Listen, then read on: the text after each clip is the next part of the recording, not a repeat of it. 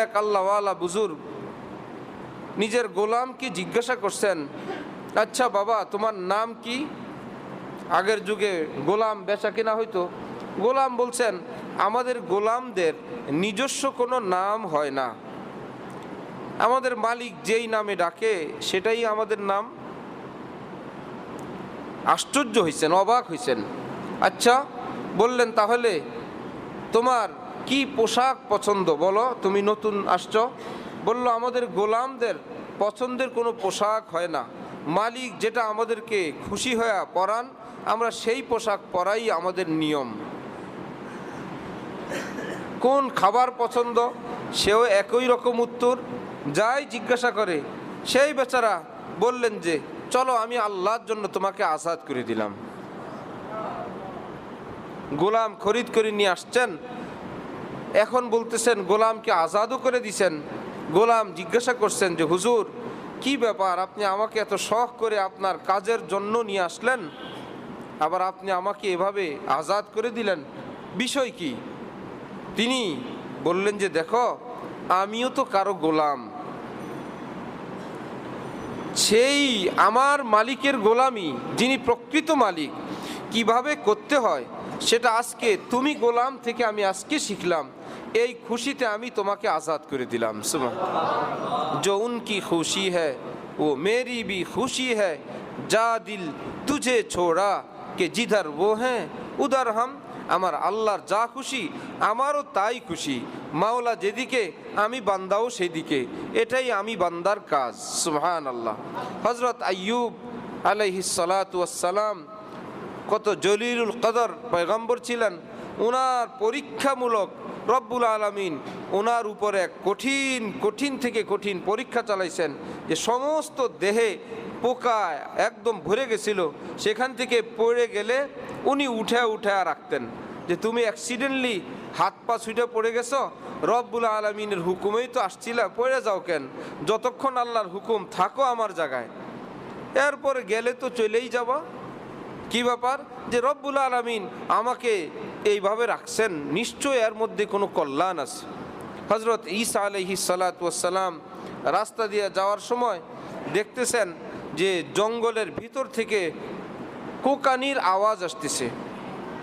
ভিতরে গেলেন, দেখলেন একজন কুষ্ঠরোগী, একদম পুরা দেহে কুষ্ঠরোগ, দুর্গন্ধে তার আত্মীয় স্বজনরা তাকে এখানে ফেলে দিছে। তিনি বলতেছেন, আলহামদুলিল্লাহ, আল্লাহ আপনার হাজার লক্ষ কোটি শুকর, পৃথিবীর মানুষকে আপনি কত ভয়ঙ্কর ভয়ঙ্কর এক একজনকে এক এক রোগ বালায় আপনি দিয়ে রাখছেন। আয় আল্লাহ, ওই সমস্ত কঠিন মুসিবত থেকে আপনি আমাকে হেফাজত করছেন। হযরত ঈসা লোকটাকে জিজ্ঞাসা করলেন যে বাবা আপনার কোন রোগ নাই যার কারণে আপনি এত সন্তুষ্টি এবং খুশি, আল্লাহ পাকের শুকরিয়া আদায় করতেছেন, কোন রোগের বিষয়ে বলতেছেন? তিনি বলতেছিলেন যে দেখেন, সবচাইতে বড় রোগ আল্লাহকে ভুলে যাওয়া, আল্লাহ পাক আমাকে সেই রোগ থেকে হেফাজত করছেন। এর চাইতে বড় রোগ আর কি আল্লাহকে ভুলে যাওয়া। আল্লাহ পাক তো ওই কঠিন রোগ থেকে আমাকে বাঁচাইছেন। কত মানুষ আল্লাহকে ভুলে আছে, কিন্তু আল্লাহ পাক দেহের মধ্যে একটু রোগ বালায় আছে, আল্লাহ পাক তাকে স্মরণ রাখার তৌফিক দিছেন এবং তাকে ডাকার জন্য আমার জিহ্বাটাও ভালো রাখছেন। সুবহান। এত ভয়ঙ্কর মুসিবত যে নিজের ফ্যামিলির লোকেরা যাকে ফেলা দিয়ে গেছে, সেই লোক বসে বসে বলতেছে আলহামদুলিল্লাহ, আয় আল্লাহ আপনার বড় শুকরিয়া, আপনি আপনাকে ডাকার, আপনাকে স্মরণ রাখার আমাকে তৌফিক দান করছেন। এই জন্য হাকিমুল উম্মত মাওলানা আশরাফ আলী থানভী রহমতুল্লাহ আলাই তিনি বলতেন, মুসলমানদের জীবনের কষ্টের একটা বড় কারণ হইল সিদ্ধান্ত, নিজের ফয়সালা। আমি এই জিনিস করবই, আমি এমন হবই, আমার স্ত্রী এমন হইতেই হবে, আমার সন্তানরা এমন হইতেই হবে, আমার এততলা বিল্ডিং হওয়াই লাগবে, এতদিনের মধ্যে গাছে ফল আসতেই হবে, ফল আসলে তো এই পরিমাণ ফল আসতেই হবে। এই যে ফয়সালাগুলো মানুষের, এগুলো মানুষের জন্য সবই কষ্টের কারণ। এটাকে হযরত থানভী বলেন তাফউইজ, নিজের পক্ষ থেকে চূড়ান্ত ফয়সালা করা, এটা বান্দার জন্য কষ্টের এক কারণ। শেষে হয় না, আর কষ্টে থাকে, ওই রকম উপার্জন করতে পারে না, হয়তো চুরিদারি করে বা কষ্ট থাকে, সেই রকম স্ত্রী সন্তান বানাইতে পারে না, কষ্টে থাকে। আরেকটা হযরত থানবী বলেন, আরেকটা হলো তাফউইজ, একটা হলো তাইন আগেরটা, এটা আরেকটা হলো তাফউইজ, নিজের পক্ষ থেকে নির্ধারণ করা, এটা তাইন।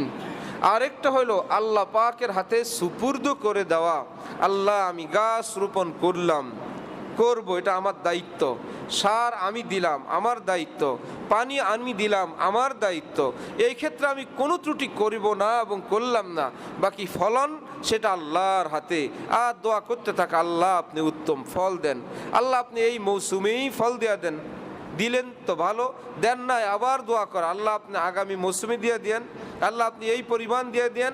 শেষে দেখা গেল আমার চাওয়ার পরিমাণ তার চাইতে কম অথবা বেশ, যাই দিলেন সবটাকে মনে করা আল্লাহ এই গাছের মধ্যে পুরোটা ফল আমার আল্লাহ দিছেন, সুবহানাল্লাহ।